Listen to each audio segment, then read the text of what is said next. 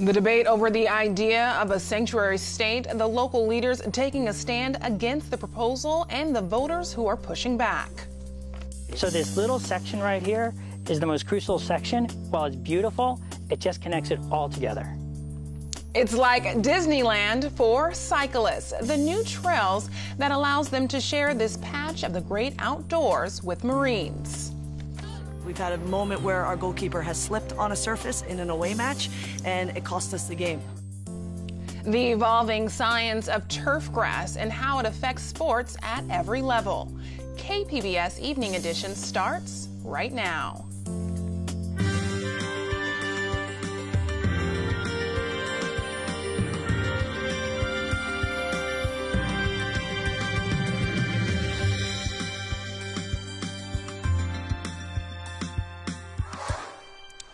Good evening, and thanks for joining us. I'm Ebony Monet. California's sanctuary state bill would strictly limit cooperation between local police and federal immigration authorities. A group of San Diego area mayors and city council members came out against the bill today at the El Cajon Police Department. KPBS Metro reporter Andrew Bowen was there and has more. The group of elected officials from around San Diego County today announced a new organization, Mayors for Safe Cities. They're organizing around opposition to the California Values Act, also called SB 54. I know that in Sacramento we have politicians that are posturing right now for political purposes. Mayors for Safe Cities is being led by El Cajon Mayor Bill Wells. He says he respects and welcomes immigrants, but that SB 54 is more about political showmanship than protecting immigrants. We don't have the luxury of being able to make political points. We have a job, an obligation to keep all the people that live in our cities safe. Under SB 54, federal immigration authorities could still conduct deportation raids in California, but they would have to do so without the help of local or state police. The bill would also prevent immigration authorities from going into county jails and interviewing inmates suspected of living here illegally.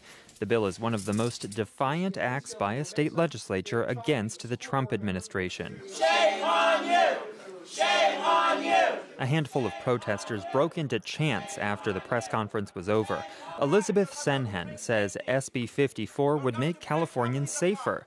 She says local law enforcement has to build trust with immigrants to keep communities safe. And if people of color don't feel comfortable engaging with the police, then all of that breaks down. The so-called sanctuary state bill doesn't yet have a vote scheduled in the state legislature, but it is expected soon. If it passes both houses, it will go to the governor's desk. He hasn't yet indicated whether he'll sign it into law. Andrew Bowen, KPBS News. The federal government has extended its deadline for companies to bid on contracts to build the president's proposed border wall. The 6-day extension gives them until April 4th. U.S. Customs and Border Protection says potential bidders submitted dozens of questions about the project. Earlier this month, the agency published requests for proposals for a wall 30 feet high and for the U.S. side to be aesthetically pleasing. Mexico's deputy economy minister spoke to a delegation of San Diego and Tijuana leaders in Mexico City today. Juan Carlos Baker Pineda said there are certain things Mexico is unwilling to discuss with the U.S. in coming NAFTA renegotiations. One of those is anything that limits trade between the countries, including a border tax.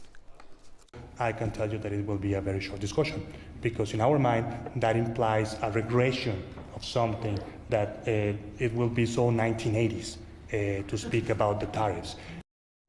The San Diego Regional Chamber is leading the delegation, which is also largely opposed to the border adjustment plan. The delegation was there to promote binational ties amid tension resulting from President Trump's disagreement with Mexican leaders. The $25 million settlement related to Trump University may be put on hold because a former Florida student wants an apology. A federal judge in San Diego is expected to decide tomorrow whether to let Sherry Simpson out of the settlement so she can sue the president individually. Simpson wants the president to acknowledge wrongdoing, and she wants him to say sorry. A new gas tax hike may help pave the way to fix California roads. It's a part of a transportation funding bill hammered out by Governor Jerry Brown and Democratic leaders. They want to raise at least $52 billion with higher gas taxes, plus higher car registration fees and a $100 charge on emission-free vehicles.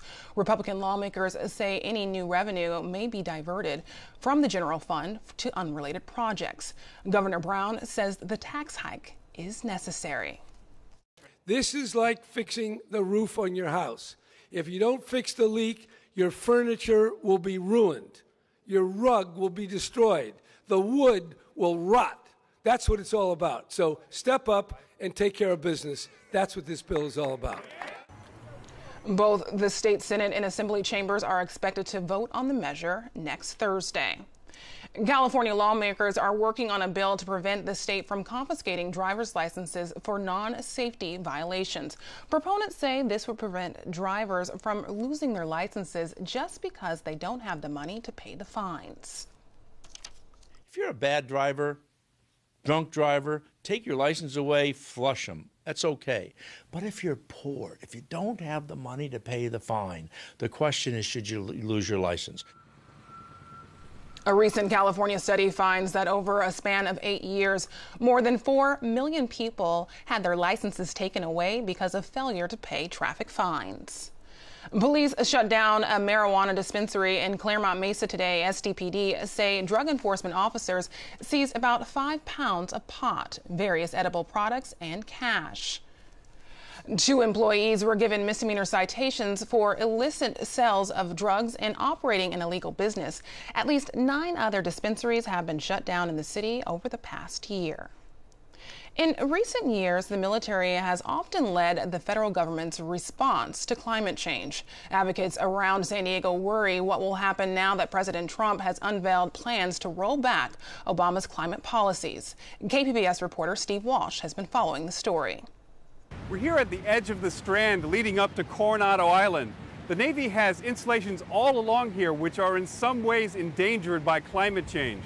When President Trump signed an executive order rolling back the initiatives started under the Obama administration, it set off alarm bells among people who are working with the military.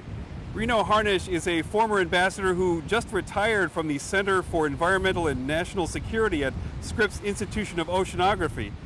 He said it took a long time to convince military leaders that climate change was a threat. He fears that consensus could unravel, especially if leaders can't talk about why they're planning for sea level rise or the prospect of more frequent storms battering the California coast.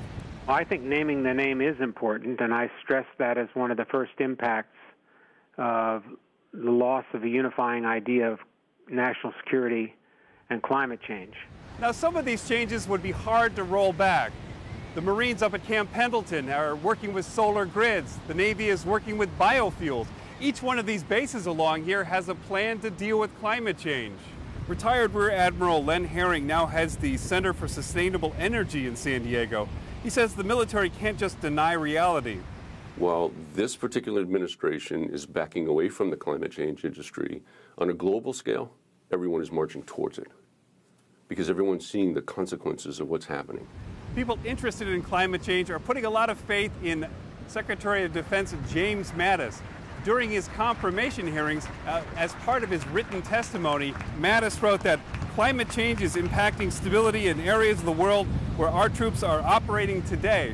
Many people in the environmental community are hoping that he pushes back against some of the Trump administration's positions on this.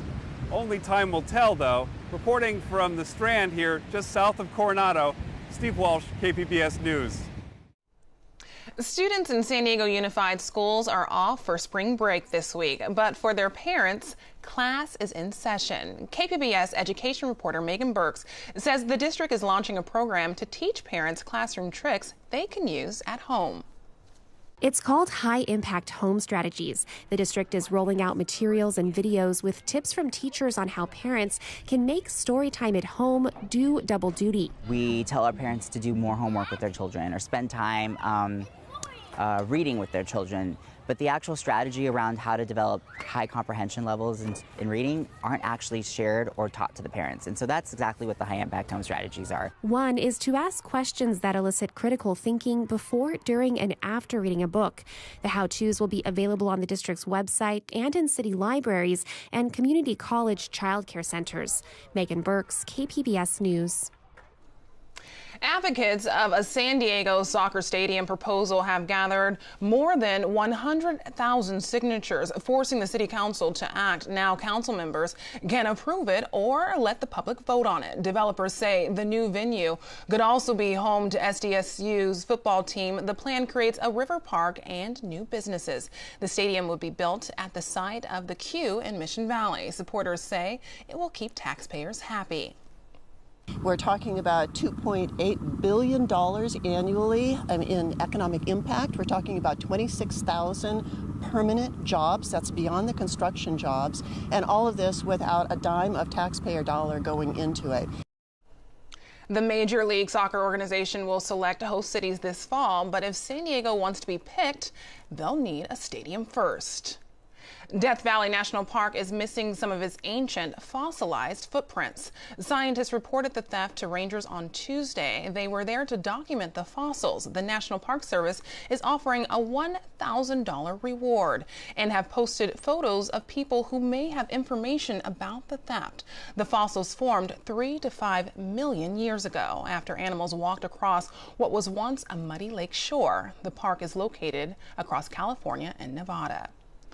There was some controversy last year when Marines confiscated about 50 bikes from riders who were on a trail that passed through a military base in Santee. Now that drama has a happy ending.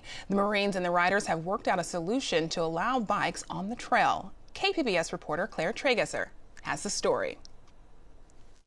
This has been about 20 years that we've been trying to get this opened. As a longtime mountain biker and president of the San Diego Mountain Biking Association, Kevin Loomis is very excited about a new trail. It is like Disneyland. This is like the gateway ride. So this little section right here is the most crucial section. While it's beautiful, it just connects it all together. He's talking about the 3.5-mile Stowe Trail, which skirts the eastern side of the Marine Corps Air Station Miramar. For 20 years, bikers have not been allowed on the trail, but that will change next month when the Marines open it to anyone who has a permit. They're actually allowing us access to their base where there is no entry and exit with a posted sentry. So with that in mind, there's going to be a permit system that has to be used by every single person going on the base, even for existing Marines. A spokesman for the base says the trail will open once it's cleared out and accessible. He says you can soon apply for the permit on the Miramar website. This weekend, the San Diego Mountain Biking Association and other groups will work with the Marines on fixing up the trail. Susie Murphy is the Biking Association's director. The Marines have installed lots of signage, so it's very clear what route people need to stay on. But we're also going to be working on rehabbing trails that need to be shut down that extend into the base. She says she's looking forward to the new trail because then she can go on much longer rides. This would allow you to do some much longer loops, which a lot of our members and trail users enjoy. Some even stretching more than 100 miles. Claire Tragesser, KPBS News. The Marine spokesman says he doesn't know yet how many permits will be given out. Well, if you haven't already, now may be the time to pull out the shades. Shanae Shocker has tonight's forecast. Well, taking a look at our satellite and radar over the past 6 hours, not too much going down across Southern California here, but we do see the approach of a new storm system bringing a couple of showers into Northern California and across the Pacific Northwest. So far, no heavy downpours, but we will continue to track this as we head throughout the rest of our time here.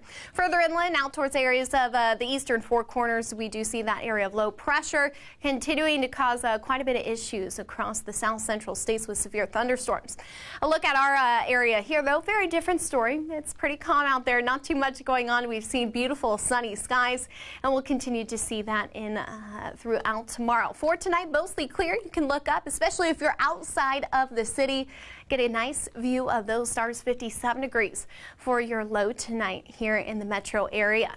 Taking a look at our weather alerts through Saturday, well, we're really looking at Thursday into Thursday afternoon. A high wind watch in effect. Some westerly winds pretty steadily around 35 to 45 with gusts up to 65 possible out towards the desert slopes and the foothills in and across the ridge tops of the mountains here. So definitely high profile vehicles, beware as we head into our Thursday. We'll continue to keep you updated. But for tonight, we are looking at 44 degrees for your low into Alpine and Mount Laguna, 42 for your low into Ramona. Mostly clear skies across the board here. We're not seeing too much cloud cover. Oceanside at 49, Chula Vista, 52 degrees here. A look into our Thursday, once again, those windy conditions coming out of the west, that is going to cause some issues, especially around I-5. But otherwise, we're going to be staying pretty dry. A lot of that moisture is held off towards our north.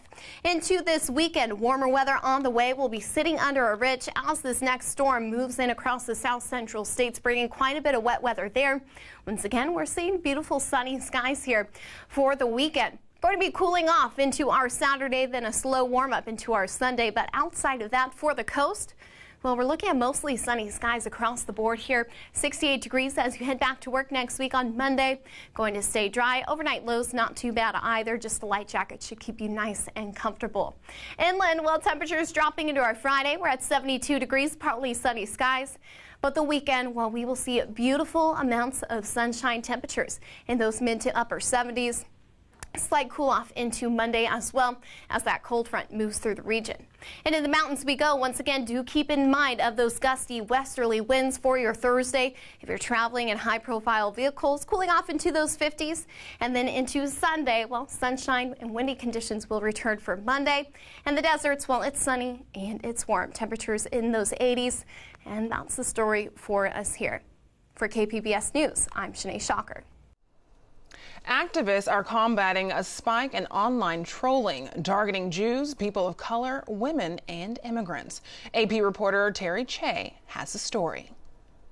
That's what we faced. The largest obstacle was name recognition. Erin Schrody was making a long-shot bid for Congress last summer when she became the target of an internet trolling campaign. We're preheating the ovens. Alien Jew, go back to Israel. Over the next several months, her email, Facebook, and Twitter accounts were flooded with anti-Semitic messages, images, and threats. It's very unsettling when all day, every day, should I look at any of my social media feeds or my email, to be reminded that I'm Jewish, that I'm unwelcome, that I need to leave, that I'm inferior, that they're going to come for me. The environmental activist contacted local police and the FBI, but was told the messages didn't amount to a true threat. The Twitter user who posted this disturbing image responded LOL when an Associated Press reporter asked about it. The user wrote, "I sent her some memes that were offensive, I guess," but he didn't respond to a request for an interview. This is what we call a spike analysis. A recent Anti-Defamation League report found a surge in anti-Semitic tweets targeting journalists during the 2016 presidential campaign. Extremist groups have increasingly turned to internet trolling to spread racism, anti-Semitism, misogyny, and xenophobia. The hate isn't new, but the technology is. So people used to burn crosses on lawns, but today they're burning up Twitter. And this online hate speech is really troubling because it results in the normalization of these type of behaviors, activities, and this type of speech. Britton Heller joined the ADL last fall to work with Silicon Valley companies to combat the spread of online hate and harassment. Heller knows what it's like to be targeted online. A decade ago, she was a plaintiff in one of the first cyber harassment lawsuits, which led to a settlement. It really undermines every aspect of your life, personally, professionally, and inside as well. Many states already have laws against online harassment, but they're difficult to enforce. Advocates, lawmakers, and tech companies are looking for ways to curb internet trolling without infringing on free speech. And so we have to learn how to empower people at the edges of society to use the tools of the internet to fight back against the people who are using those tools. The founder of the Daily Stormer, a popular neo-Nazi website that orchestrated the campaign against Schrody, did not respond to an interview request. Schrody, on the other hand, has not been silent. They want to render me irrelevant. They want me to recoil, which I won't do. Writing and speaking out against the trolls. Terry Che, Associated Press, Mill Valley, California. Coming up tonight on PBS NewsHour, a look at how the stigma surrounding PTSD is stopping veterans from getting help. During my early training in the Navy, one of our instructors said, hey guys, it's better to die than look stupid. Just make sure you don't do both. And thinking about that, I realized that is a lot of the mindset that we have is we don't want to, one, look weak, or we don't want to be someone who's not dependable.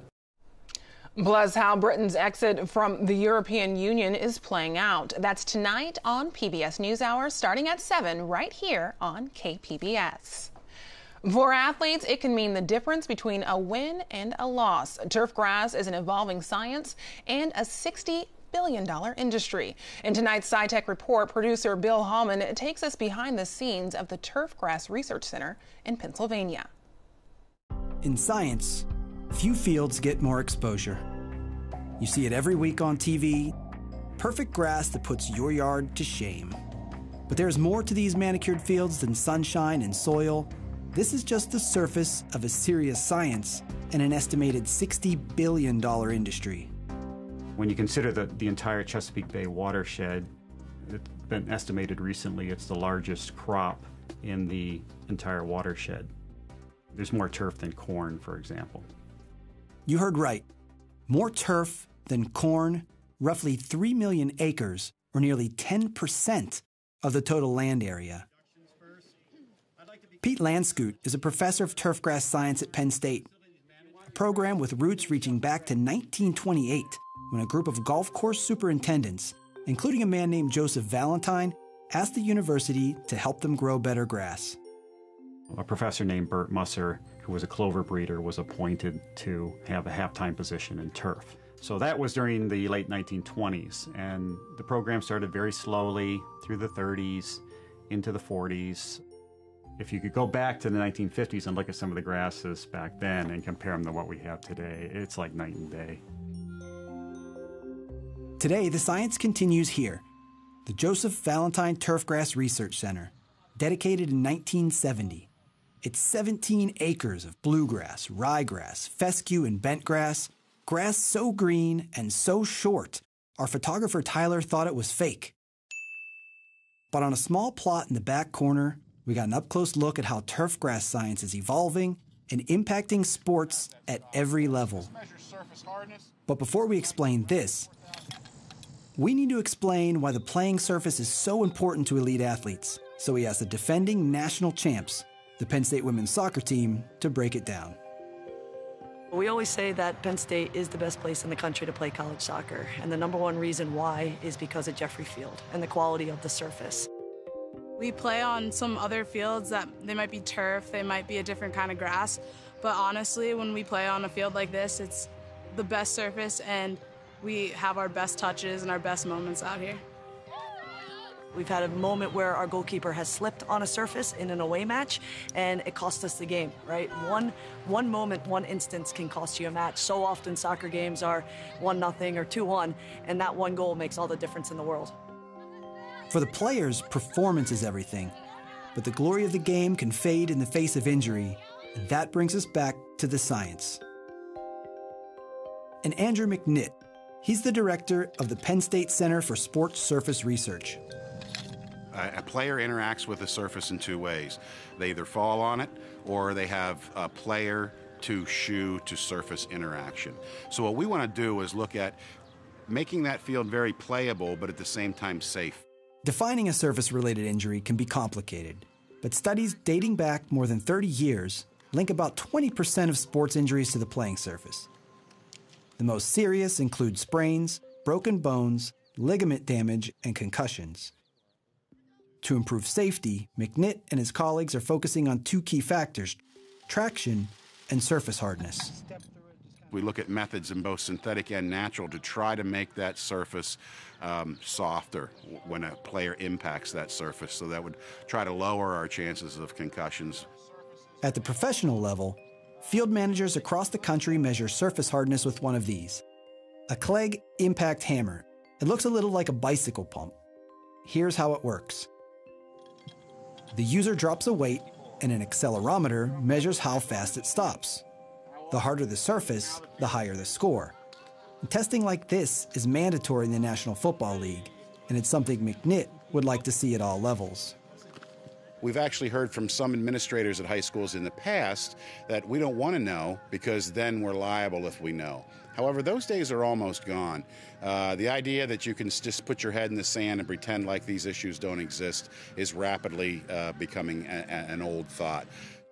But not all athletes can choose where they play.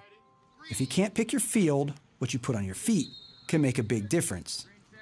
While there is a difference between synthetic turf and natural turf as far as the amount of traction it provides, that difference is this large. And when we start to look at the difference due to shoes, that becomes much larger. So shoe selection by coaches, athletes, parents, trainers is very important. Safe or unsafe traction levels haven't been established, but McNitt and his colleagues are looking into it. They've tested dozens of cleats and maintain a database on their website. We don't have a safety cutoff, but we sort of have a gradient, and you can pick a shoe that is medium in traction, so you could try to reduce injury that way. Parents should simply be aware that the equipment that their youth athlete wears is often as important as the surface they're playing on. You can't have one without the other. You can see more stories like that one on SciTech Now, Sundays at 5:30 right here on KPBS. You can find tonight's stories on our website, kpbs.org/evening edition. Thanks for joining us. Have a great night.